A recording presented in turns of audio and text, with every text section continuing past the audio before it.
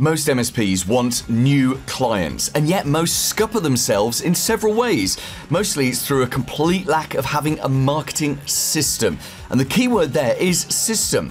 You can't do marketing haphazardly now and again and expect to build a solid pipeline of leads and prospects.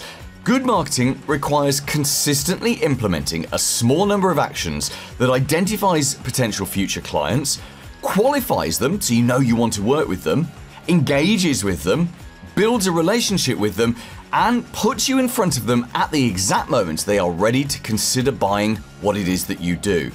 But there are many other mistakes MSPs make that stop them from winning new clients. Hey, I'm Paul Green, and don't forget, for help finding new clients for your MSP, we've created an easy-to-follow marketing system.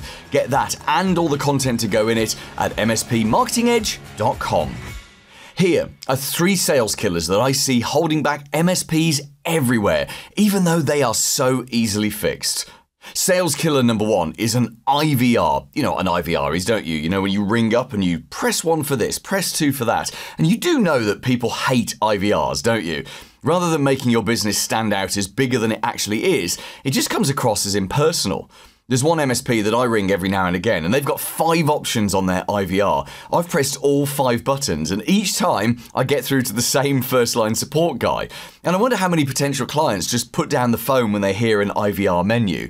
People buy from people. They hate automation that they perceive gets in their way.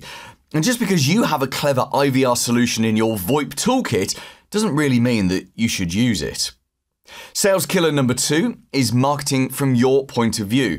Most MSPs' website and marketing materials are bland and lack impact, and far too often they're created from the business's point of view. We do this, we do that, who cares? Now you might, but your prospects don't. They don't care about you, they only care about what you can do for them. So put yourself in their shoes, be them. Work out their buyer persona. What do they need? What do they want? Most importantly, what do they fear? I once helped an MSP to rewrite his homepage, and his company was an education specialist here in the UK. And so we were asking the questions of what's the average head teacher scared of?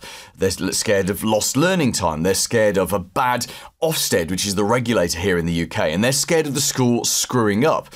From the head teacher's point of view, an MSP that already specialises in education and already supports, let's say, 1,500 teachers is so much safer than one that doesn't. And we don't need to talk about the business, we just need to look at it from the head teacher's point of view and demonstrate that they can mitigate most of their fears with one no-brainer decision. Interestingly, by the way, thinking this way makes price just a factor in the buying decision and not the factor in the buying decision, even in the price-sensitive education market. And finally, sales killer number 3, being samey. If you go and Google IT support your town and click on the first 10 websites that come up, regardless of whether they're in the adverts, in the map listing, or the organic listing, that doesn't matter. You'll notice they're all really similar. Different words, different pictures, but the same themes, the same offerings. No real clear differentiation. And now look at your website and compare it to those other 10 websites. It's probably the same problem. Your website probably says more of the same things that all the other guys are saying. But samey kills sales. Because the people you want to talk to are an uneducated audience. They don't know what they don't know.